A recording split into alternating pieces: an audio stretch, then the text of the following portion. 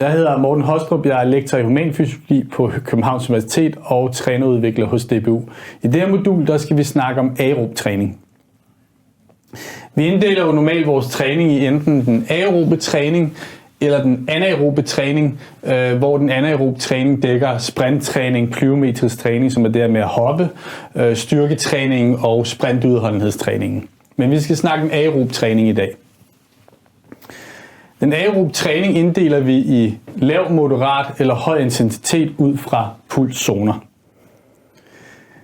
En fodboldspiller skal have en vis aerob form, fordi der er en række aerobe processer, det kræves i fodbold.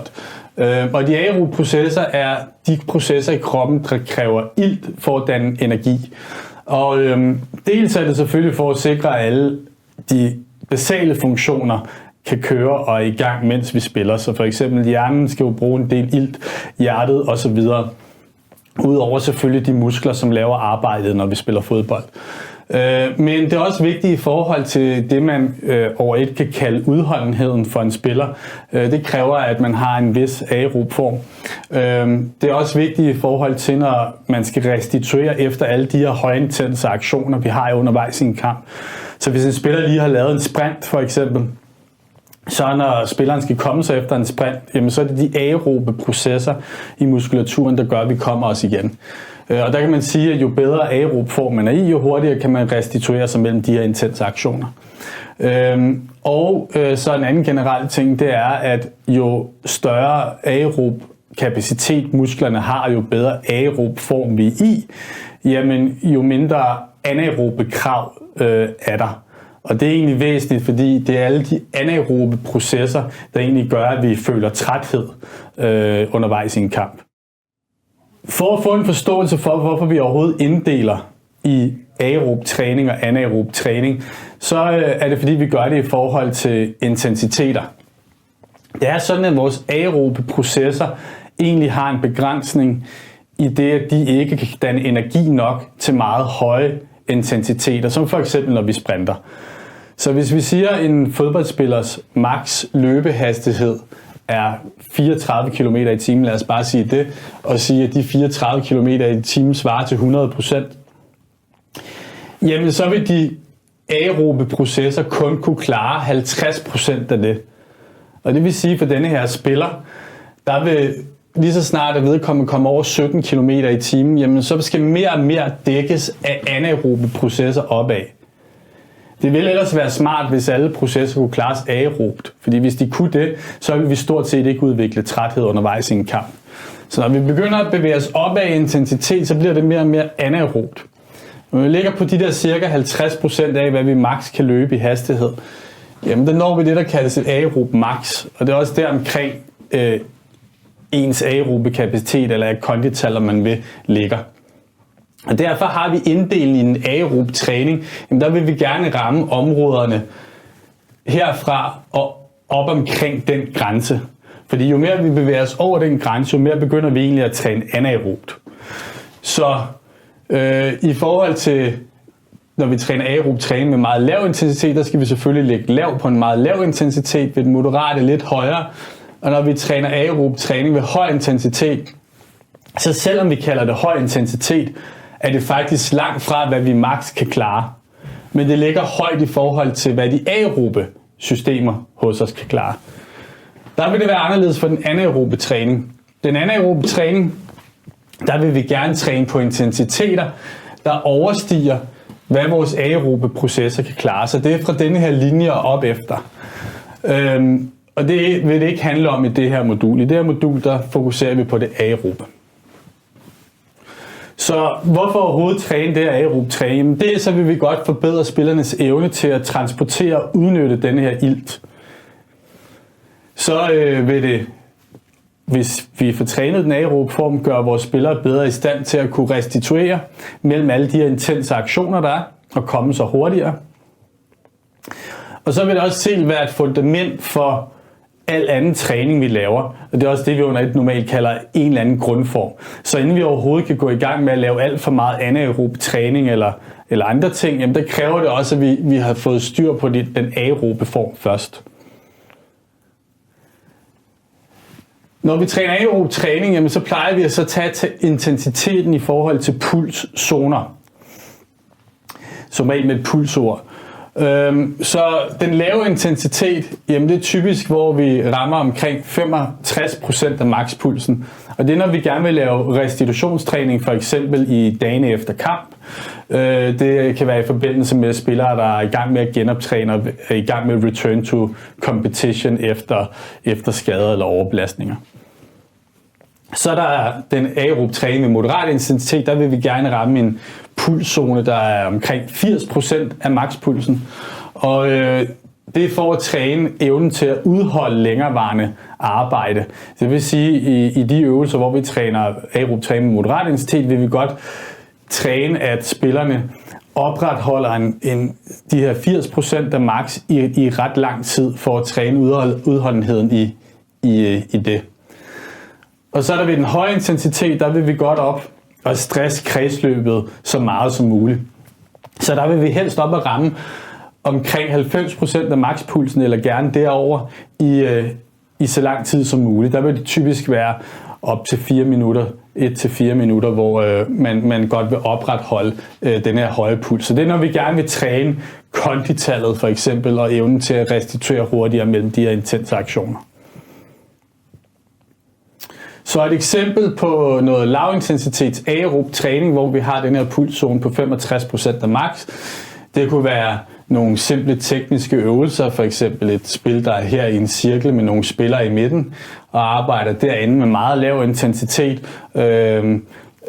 i form af en eller anden form for restitutionsaktivitet. Det kan også være fodbold-tennis. Der er det bare vigtigt, at fodbold-tennisen, at der ikke går for meget konkurrence i det, men at det stadigvæk køres med en meget lav intensitet, hvor man forsøger at undgå, at der skal være eksplosive aktioner. Øvelsestiden vil så typisk være mellem 5 minutter og en time. Så er der en aerob træning med moderat intensitet. Vi skal ramme omkring de 80% af max. Der kan det være forskellige former for småspil, hvor man har nogle arbejdsintervaller af 4-8 minutters varighed, hvor pausetiden som ofte er 4 gange kortere. Så det kunne for eksempel være, at man havde et interval, der varede 8 minutter, og så 2 minutters pause. Og der er det vigtigt, at man sikrer sig, at man designer øvelsen med en vis størrelse i forhold til spillerantal, således at der ikke kommer for meget duelspil. Man skal tænke over, hvordan man kan designe det til, at det ikke bliver for eksplosive aktioner igen, og det ikke bliver for meget med sprinter, fordi så vil vi egentlig overmudre det lidt til med nogle anaerobe komponenter. Så man skal forsøge at bruge sin trænerknep til at designe øvelsen, så man rammer denne her pulszone i så lang tid af de her 4-8 minutter som muligt, uden at der er for mange anaerobe intense faktorer og momenter med. Og så er der en højintense aerob træning ved høj intensitet. Vi vil godt op og ramme 90% af makspulsen eller derover. Arbejdstiden er 1-4 minutter som regel. Pausetiden er som oftest halvdelen af det, så det kunne være 2 minutters interval med 1 minuts pause. Der kan man igen skal man huske at have en tilpas stor banestørrelse, så man sikrer sig, at løbene bliver af en vis intensitet, så man får pulsen op. Man kan også sætte berøringer på, så der ikke går for meget duelspil i den, og ikke går for meget individuelle færdigheder i den, at enkelte spillere begynder at drible, eller at tempoet bliver trukket ud af det, fordi der er en spiller, der holder på bolden. Så det er jo igen nogle af de her trænerknep, man kan lave i forskellige småspil eller fodboldspil med mål, man kan lave for at ramme det her. Man skal huske de individuelle forskelle. Så hvis vi har en pulskurve her, hvor vi har pulsen ud af y-aksen i slag i minuttet, og ud af x-aksen, der har vi tiden i minutter. Og der er en masse små intervalspil, der er blevet kørt her på 2 forskellige spillere. Og der kan vi se, at spilleren her for neden ligger egentlig med en lavere puls hele vejen igennem. Men der skal vi huske, at det skal ikke snyde os, fordi makspulsen kan være individuel. Og det vil sige, at selvom spilleren her ligger med en lavere puls undervejs i øvelsen, så kan det være relativt for den spiller, at det er tættere på vedkommendes makspuls end spilleren herop. Og det kan vi egentlig se her. Her kan vi se, at den sorte spiller her, altså spiller 1, faktisk ligger meget større del af tiden over i pulszonerne omkring 85-90% af max, 90-95% af max, i forhold til den hvide spiller her, der egentlig lå højere, men det er en lavere andel af vedkommendes makspuls. Så derfor er det vigtigt at kende makspulsen på spillerne, når vi laver aerob træning. Her er det egentlig bare en tabel, der viser den grove inddeling, vi laver i forhold til de her forskellige pulszoner, når vi laver henholdsvis lav, moderat og høj intensitets aerob træning. Hvilke pulsområder vi gerne vil være indenfor, hvad vi gerne vil ramme i snit, typisk arbejdstid, typisk arbejdspauseforhold, altså hvor lang skal pausen være i forhold til arbejdet, hvor mange gentagelser og hvor lang tid det typisk kunne være som eksempel. Der er også noget med restitutionstid. Vi skal huske, at når vi putter noget fysisk træning ind og noget konditionstræning ind, så kan man ikke nødvendigvis gøre det mange dage i streg, fordi så risikerer man, at spillerne bliver overbelastet. Så alt det, meget af det her fysiske træning, enten den aerobe eller anaerobe, det handler om at give et stress på kroppen, så kroppen den tilpasser sig, og det skal den bruge noget tid på for at komme sig igen og gøre det, vi kalder superkompensere, det vil sige komme op på et højere niveau. Og for den aerobe moderat intense træning, der er selve for kredsløbet at komme sig igen. Det sker inden for få timer, så det er ikke så stressende for hjertekredsløbet at komme sig igen efter aerob træning med moderat intensitet.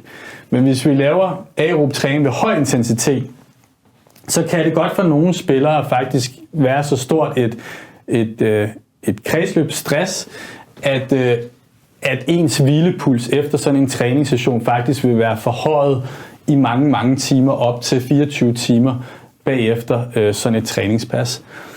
Hvis vi kigger på selve kroppen, altså det kunne være musklerne og knoglerne og ledene og senerne, der tager det endnu længere tid end for kredsløbet. For den moderate intensitetstræning, der kan det tage 1 til 2 dage, alt afhængig af, hvor meget vi har puttet på, og hvor vant spillerne er til det. Hvis den aerobe højintense træning, jamen der tager det typisk 2 dage. Så hvis man nu havde et træningspas med aerob højintensitetstræning om mandagen, jamen så skulle man så vente til onsdagen med at gøre det igen. Og for nogle spillere, der kunne det endda være, at de skulle have 3 dages restitution for at kunne gøre det igen.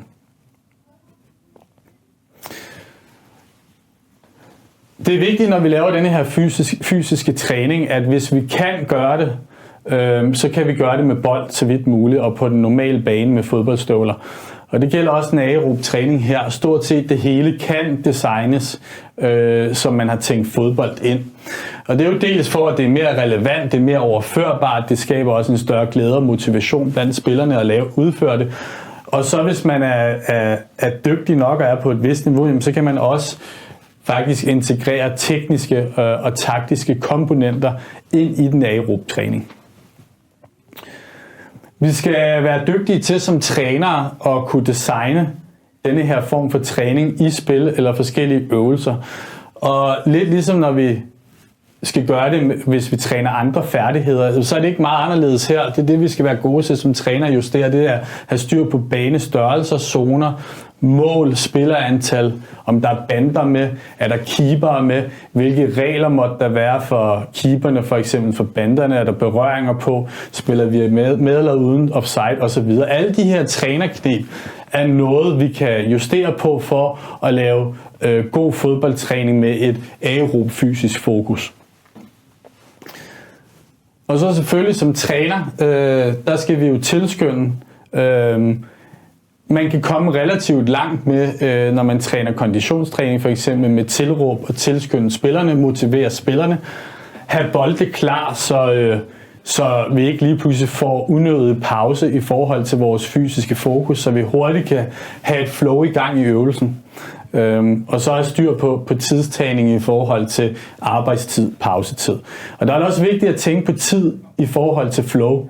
Og det jeg mener det er, at man skal overveje, om man skal være helt sort-hvid i forhold til arbejdstiden, eller hvis en spiller er lige ved at afslutte på mål, og man ikke lige skal give de 2 sekunder ekstra, inden man fløjter skift.